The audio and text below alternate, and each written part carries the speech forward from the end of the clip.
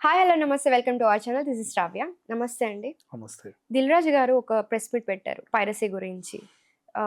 ఎందుకు మన హీరోస్ ఎందుకు సపోర్ట్ చేయట్లేదు అని బాధపడ్డారు. కానీ ఒకవైపు సంక్రాంతికి వస్తున్న మూవీకి ప్రమోషన్స్‌కి చాలా హెల్ప్ చేశారు గదా వెంకటేష్ గారు. ఇంతకుముందు ఎప్పుడు చేయనంత ప్రమోషన్స్ చేశారు అనిల్ రావిపూడి గారితోటి. ఈవెన్ ఓటీటీలో వచ్చిన తర్వాత గూడా అంటే అదే రీల్స్ షేర్ చేయడం. అంటే ఓటీటీలో వస్తుంది చూడండి అని జెప్పి. అంతలాగా సపోర్ట్ చేస్తూ వచ్చినప్పుడు, ఈ పైరసీ గురించి ఇట్లా డబుల్ స్టాండర్డ్‌గా మాట్లాడడం, అంటే సపోర్ట్ చేయట్లేదు హీరోస్ ఎవరోనని. ఏమంటారు దాని గురించి? ఆయన ఒకరిని ఉద్దేశించి అనలా. బేసికల్ ఏంటంటే ఇండస్ట్రీలో అందరూ ఒక దాటి పైన లేరు అనేది ఆయన ప్రొడ్యూసర్ కౌన్సిల్‌ను ఉద్దేశించి అన్న మాట అది. మొన్న ప్రొడ్యూసర్స్ ఎలక్షన్స్ అయినప్పుడు సి కళ్యాణ్ వర్సెస్ దిల్ రాజు.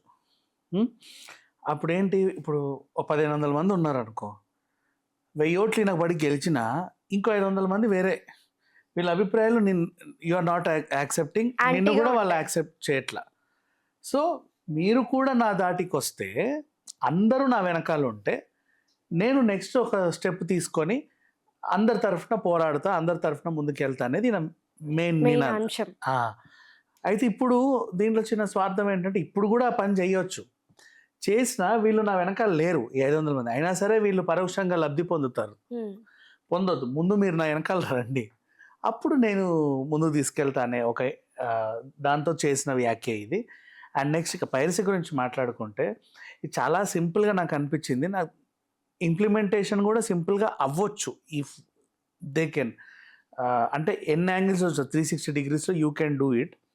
ఇప్పుడు మెయిన్ మూవీ రూల్స్లోకి వచ్చేది మొబైల్లో తీసిద్దే, తలకాయలు వస్తూ ఉంటాయి.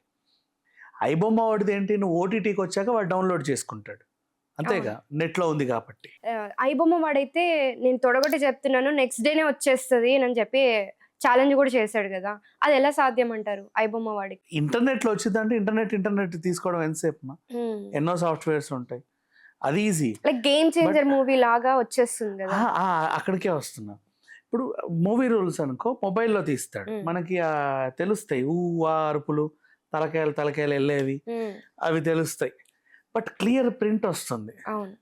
ఎక్కడి నుంచి వస్తుంది ఖచ్చితంగా, నువ్వు ఎవరికి ఇస్తున్నావు నీ ప్రింట్లు? ఫస్ట్ డే నువ్వు ప్రింట్లు ఒక 100 మంది డిస్ట్రిబ్యూటర్లకు ఇస్తున్నావు, వాళ్ళు 1000 మంది ఎగ్జిబిటర్స్కి ఇస్తున్నారు. 100 మంది డిస్ట్రిబ్యూటర్లు 1000 మంది ఎగ్జిబిటర్లు కలిసి 1100 మంది వరకు నీ మూవీ షేర్ అయింది.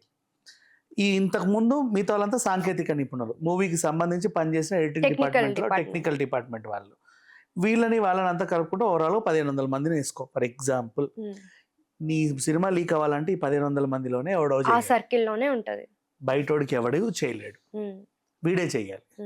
పట్టుకోవడం ఎంత సింపుల్, హ్యాపీగా పట్టుకోవచ్చు. అమ్మ డీప్ ఫేక్ వీడియో చేస్తే ఎవడో ఎక్కడో ఉంటే చిటికలో పట్టుకొచ్చారు, మరి ఈ వీళ్ళని ఎందుకు పట్టుకోలేకపోతున్నారు? ఇంకొకటి కూడా చేయొచ్చు, కొంచెం కంట్రోల్ అవుతుంది ఇది. ఇప్పుడు ఈ 1500 మంది క్లీన్ ప్రింట్ రిలీజ్ చేసి మనం ఏం చేయలేము, ఎవడో దొంగ మనం పట్టుకోవాలి. మొబైల్స్ని ఆపొచ్చు.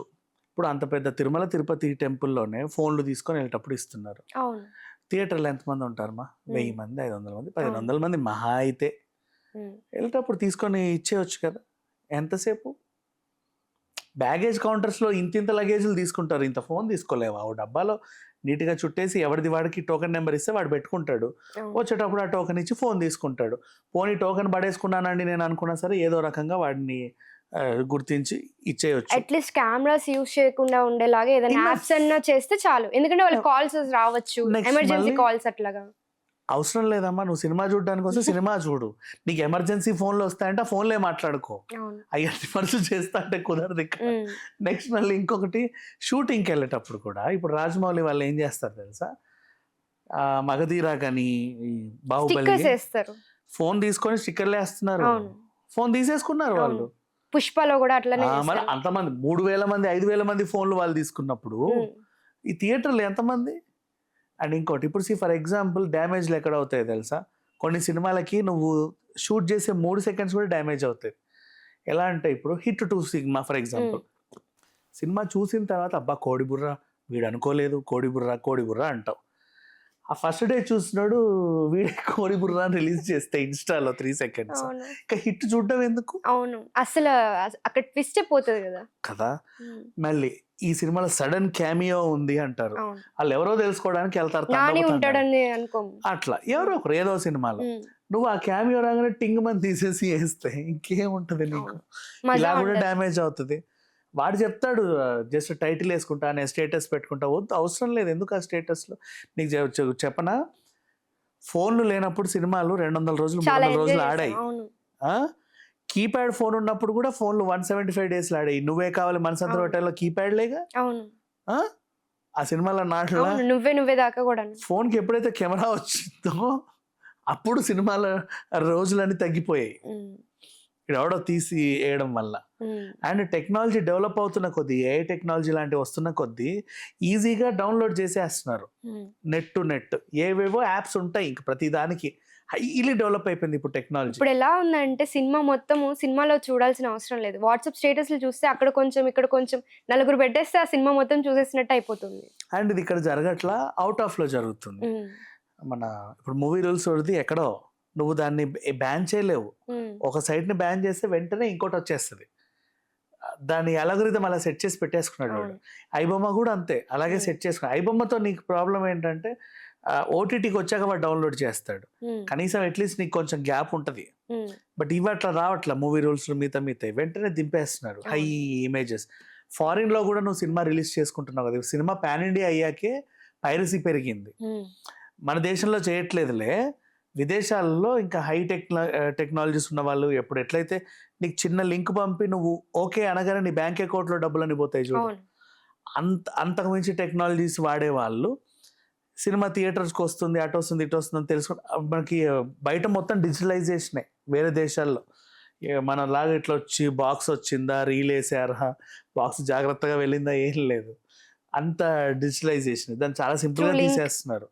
సో అట్లా డౌన్లోడ్లు చేసుకుంటున్నారు, క్లియర్ ప్రింట్ వచ్చేస్తుంది. ఫారిన్ లోనే జరుగుతున్నాయి, ఎవడు పట్టుకోలేడు కాబట్టి. ఇక్కడ నువ్వు ఎన్ని కేసులు పెట్టినా నీకు దొరకడు వాడు, ఎందుకంటే వాడు ఇక్కడ లేడు, వేరే దేశంలో ఉన్నాడు. ఆడెవడో కూడా నీకు తెలియదు కనీసం నువ్వు ఎంక్వైరీ చేయడానికి. అలా నడుస్తున్నాయి. ఇది నడిపించే వాళ్ళు ఎవరు అంటే ఈ ఫ్యాన్ వార్ స్టార్ట్ అయిన తర్వాత వచ్చింది. మా హీరో సినిమా బాగుండాలి, వాడి సినిమాని పాడు చేయాలని వీళ్ళు అనుకోవడం, వీళ్ళ సినిమాని పాడు చేయాలని వాళ్ళు అనుకోవడం. ఈ ఫ్యాన్స్ ఇక్కడే కాదు ప్రపంచవ్యాప్తంగా ఉండడం, అక్కడి నుంచి చేయించుకోవడం. అలా పాపం ఇతని సినిమా రాగానే ఫస్ట్ డే వచ్చేస్తుంది, అతని సినిమా రాగానే ఫస్ట్ డే వచ్చేస్తుంది. గేమ్ చేంజర్ అలాగే వచ్చింది. తండేలు మరీ దారుణం. అసలు తండేలు ఏం చేసింది, అది వచ్చింది, పుష్ప వచ్చింది, రాకూడదు బేసికల్లీ. కానీ గేమ్ చేంజర్ ఇంకా దారుణం అని చెప్పొచ్చు. అదే రోజు రిలీజ్ అవ్వడం, అక్కడ థియేటర్లో రిలీజ్ అయింది, ఇక్కడ కూడా బస్లో వచ్చేసింది. పండగ కదా, వాడు పడుకొని ఊరు వెళ్తూ బస్సులో చూసుకుంటూ గేమ్ చేంజర్ వెళ్ళాడు. అసలు అదేం సంక్రాంతి రిలీజ్ అంటే మరి ఇంత ఫ్రీయా? టికెట్ 5,000 బస్కి, ఆ రేంజ్ లో అట్లా ఉంది. ఇంకెక్కడెక్కడో వేసారు. అదేంటి లోకల్ సిటీ కేబుల్, ఆ ఊరికే కేబుల్ ఉంటుంది, ఆ హౌజెస్కే వస్తాయి. మధ్యాహ్నం 2:30కి గేమ్ చేంజర్ సినిమా. వాళ్ళేం అదృష్టం చేసుకున్నారో తెలియదు, వీళ్ళేం పాపం చేసుకున్నారో తెలియదు, కానీ అది కూడా దిల్రాజే పాపం. సాయంత్రం అందరం కలిసి తినేసి రెడీగా ఉండండి సినిమాకి వెళ్దాం అనే లోపు ఎందుకు చూసుకుంటూ పనులు చేసుకోండి అన్నట్టు వచ్చేసింది సినిమా. అట్లా ఉంది పరిస్థితి. సరే వాట్ ఎవర్, బట్ ఇప్పుడు ఫోన్స్ని కంట్రోల్ చేస్తే పైరసీని ఆపొచ్చు, పెద్ద విషయం ఏం కాదు. అది తీసుకోవచ్చు కూడా, ఎందుకంటే పెద్ద పెద్ద టెంపుల్సే చేస్తున్నాయి. మన సినిమా వాళ్ళే షూటింగ్ జరిగే టైంలో కూడా చేస్తున్నారు. అదే మీరు అన్నట్లుగా తీసుకోకపోయినా అట్లీస్ట్ స్టిక్కర్స్ వేసేస్తే వాళ్ళు మాత్రమే సీల్ ఓపెన్ చేసేలాగా, వీళ్ళు చేసిన ఓపెన్ అవ్వకుండా ఉండేలాగా అలాంటివి ఏమైనా వేస్తే. దానికి కాస్ట్ ఎక్కువరా, మనం దాన్ని ఇంకా టికెట్ ప్రైసెస్ ఇంక్రీజ్ అయితే అలా ఉంటుంది. ఎకనామిక్ పరంగా అది కొంచెం ఎక్స్ట్రా. ఇప్పుడు ఎట్లా మనము సూపర్ మార్కెట్లలో కూడా మీకు ఆ ప్రోడక్ట్ పోకుండా వేస్తారు కదా, వైట్ కలర్ చిన్న స్టిక్కర్ వేస్తాడు, అది కెమెరా దానికి సెన్సార్ కోసం క్యూ అంటది, అది స్టిక్కర్స్ బార్కోడింగ్ స్టిక్కర్స్, దాంట్లో కూడా చిప్ ఉంటది. అవి ఎక్స్పెన్సివ్ చాలా. దాని బదులు జస్ట్ తీసుకొని ఎవరిది వాడికి ఇచ్చే సెన్సేపు వెళ్ళేటప్పుడు ఇచ్చేయి పోనీ, అంతే. ఈ పైరసీని మనం ఎలా అరికట్టచ్చు అంటారు? పైరసీని ఎవరు అరికట్టలేరు. మా టెక్నాలజీ డెవలప్ అవుతున్న కొద్దీ ఇంకా చెప్పాలంటే మీరు అదేంటిది సినిమా సెన్సార్కి వెళ్ళినప్పుడు, అదేంటిది ఎడిటింగ్ రూమ్లో ఉన్నప్పుడు, ఇంకేదో ఫస్ట్ కాపీ పాపం వాళ్ళకు వాళ్ళు ఏమైనా చేస్తే బాగుంటుందని చూసుకుంటప్పుడు కూడా లీకులు అయిపోతాయి. టెక్నాలజీ అట్లా డెవలప్ అవుతుంది. ఇక మీదట మూవీ రూల్స్లో తలకాయలు కూడా రావు. అవి కూడా ఇట్లా పెట్టావంటే దానికి అదే ఎడిట్ చేసేసుకొని క్లియర్ పిక్చర్ ఇచ్చేస్తుంది. అట్లాంటి కెమెరాలు కూడా లాక్డౌన్ వస్తాయి. తర్వాత మనకి పైరసీ అనేది తక్కువ ఉండింది. ఎందుకంటే అందరూ ఎక్సైట్మెంట్ తో ఉండారు. టీవీలో చూసి చూసి బోర్ కొట్టేసి ఇంకా డైరెక్ట్ మూవీలో చూద్దాము అని అనుకొని థియేటర్స్ లో చూద్దామని చెప్పి ఆ ఎక్సైట్మెంట్ వల్ల పైరసీ తక్కువ ఉండింది లాక్డౌన్ తర్వాత. ఇప్పుడు మళ్ళీ ఇంక్రీజ్ అయింది పైరసీ. దీనికి ఏమైనా లింక్ ఉందంటారా అట్లా లేదు, ఆడియన్స్ లో? ఏం లేదు. లాక్డౌన్ తర్వాత జరిగిన పరిణామాలు ఏంటంటే యాక్చువల్గా సినిమాని ఓటీటీలోనే చూద్దాము, థియేటర్ దాకా వెళ్ళడం ఎందుకు అనుకున్నారు. థియేటర్కి వెళ్ళాలంటే వాళ్ళకి ఏదో విజువల్ వండర్ కావాలి. అది లేకపోతే రామంటున్నారు. ఏం సినిమా? ఏం లేదు, మొగుడు పిల్లల స్టోరీ. మొగుడు ఏం చేశాడో తెలుసా? ఓటీటీలో చూద్దాంలే. ఏం సినిమా ఇది? కొండలు గుట్టలు ఉంటాయి, ఇట్లా పెద్ద ఆస్ట్రాయిడ్ వస్తుంది అంటే, అవునా అసలు అక్కడికి వెళ్ళే చూడాలి, 4DXలో చూద్దామా లేకపోతే 20DXలో చూద్దామా అనుకుంటాడు. అది అది పెరిగింది. సో వాళ్ళని థియేటర్ రప్పించడానికి వీళ్ళు కూడా విజువల్ వండర్లే తీయడం మొదలు పెట్టారు. పెద్ద పెద్ద భారీ భారీ బడ్జెట్లు. RRR అట్లాంటివి. చిన్న సినిమాలు ఏమో ఆడట్లా ఇంకా అసలు. థియేటర్కి ఏం చెప్తానులే 200 పెట్టి అలా ఉన్న పరిస్థితి. 4 రోజుల్లో వచ్చేస్తావు. మళ్ళీ దానికి తోడు అప్పట్లో 50% ఆక్యుపెన్సీ. వీడు తప్పించి వాడు అక్కడక్కడక్కడ కూర్చోవాలి. అదొకటి వచ్చింది. ఎప్పుడో బింబిసారా సీతారామం టైంకి జనాలు వచ్చారు నిండుగా, అప్పటికి అవి ఎత్తేస్తే. తర్వాత కార్తికేయకి ఫుల్ అయింది. అలా కొనసాగుతూ ఆ వీరసింహారెడ్డి వాల్తేరు వీరయ్య దాకా వచ్చారు. ఆ తర్వాత మళ్ళీ ఫిబ్రవరి మార్చిలో కొన్ని డిస్టర్బెన్స్లు అయ్యాయి. ఇప్పటిదాకా కొనసాగుతా ఉంది. సో పైరసీ వల్ల మనకి ఎటువంటి ఇబ్బందులు ఉంటాయి అనుకుంటున్నారు? ఖచ్చితంగా ఇబ్బందే పైరసీ అంటే. ఎందుకంటే సినిమాని థియేటర్లో వేసుకుని, ఎందుకంటే ఈ రోజుల్లో 3 రోజులు అయిపోయింది సినిమా. వీకెండ్ అయితే ఇంకా సినిమా ప్రాణం లేనట్టే, దానికి జీవం లేనట్టే, ఎక్స్పైరీ అయిపోయినట్టే. యూజ్ బిఫోర్ 3 days అని పాల ప్యాకెట్ ఎట్లా వస్తుందో సినిమా కూడా అంతే. వాచ్ బిఫోర్ 3 days, దాని తర్వాత ఉండదు. అందరికీ ట్విస్టులు తెలిసిపోతాయి, విలన్ ఎవడో తెలిసిపోతాడు, చంపింది ఎవడో తెలిసిపోతాడు, క్యామియో రోల్ ఎవడో తెలిసిపోతాడు, అన్నీ తెలిసిపోతాయి. ఇంకుండదు దాని లైఫ్, షెల్ లైఫ్ అనేది. సో ఈ లోపే నువ్వు దాన్ని ఏదో చేయాలి. అట్లాంటిది కనుక నువ్వు ఓటీటీకి వచ్చిందా, పైరసీ అయిందనుకో, అంతే చావే. మా మదర్ అసలు ఇట్లాంటివి ఏమి ఎంకరేజ్ చేయరు. కానీ నువ్వు చూసావా సినిమా, నేను ఇక్కడ దీంట్లో ఐబొమ్మలో చూసేసాను సినిమా అని మా అమ్మ నాకు ఫోన్ చేసి చెప్తుంది. అలా అయిపోయింది. అంటే హౌస్ వైఫ్స్ కూడా అసలు ఏమీ తెలియని, మొబైల్ యూస్ చేయని వాళ్ళు కూడా ఇట్లాంటివి యూస్ చేసి చూస్తున్నారు. అక్కడ దాకా ఎందుకు మూవీకి వెళ్ళడం అని చెప్పి అలా అయిపోయింది. మనమే బాధ్యత తీసుకోవాలి. నేను షాక్ అయ్యాను. మా అమ్మ ఫోన్ చేసి నేను దీంట్లో ఐబొమ్మలో చూసాను అని చెప్పేసరికి నేను షాక్ అయ్యాను. లేదంటే మూవీ థియేటర్ అనేది కూడా నీకు ఇంకో టెలిగ్రామ్ అయిపోతుంది. అవును. తర్వాత ఓ 10 ఏళ్ళకి అది యాంటిక్ పీస్ అయిపోతుంది. అప్పుడు నువ్వు థియేటర్కి 3000 పెట్టుకొని కూడా వెళ్తావు, ఎందుకంటే యాంటిక్ సినిమా అక్కడ చూస్తే అదేదో వింత అని. అలా యాంటిక్ పీస్లు అయిపోతాయి.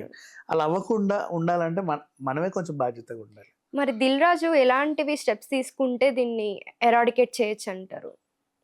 దిల్ రాజు చేసిన వ్యాఖ్య ఏంటంటే, యాక్చువల్గా నేను ముందుకు వెళ్తా, నాకు అధికారంలో నేను ఉన్నా, నాకు ఆ పొజిషన్లో ఉన్నా, నేను ప్రభుత్వం రాయబారిగా ఉన్నా, నేను చెబితే పని అవుతుంది. మరి చెప్పొచ్చు కదా. మీరందరూ కూడా నా వెనకాల అనొచ్చు కదా. అట్లా ఇప్పుడు ఒక కెప్టెన్ అనేవాడు స్టెప్ తీసుకోవాలి. ఆ వెనకాల ఉండే వాళ్ళు వెనకాల వచ్చేస్తారు. ఇంకా మీరు అందరూ వస్తే కానీ నేను ముందుకెళ్ళను అంటే నా నిర్ణయాలు నచ్చవు, నా పనులు నచ్చవు, మీకోసం నేనేమో మంచి పనులు చేసి పెట్టాలా, నువ్వు నన్ను యాక్సెప్ట్ చేయి, నేను నీకు చేసి పెడతా. ఈ ఈగోలకి పోతే పని అవ్వదు. అది కామన్ ఏమా, ఎక్కడైనా అంతే, రాజకీయంలో కూడా అంతే కదా. ఇప్పుడు ఈ పార్టీ వాడిని యాక్సెప్ట్ చేయడు, ఆ పార్టీ వీడిని యాక్సెప్ట్ చేయడు. It happens everywhere. బట్ ఆయన అన్నది అదే ఒక స్ట్రాటజీ, దానిలో తప్పేం లేదు. Okay, thank you.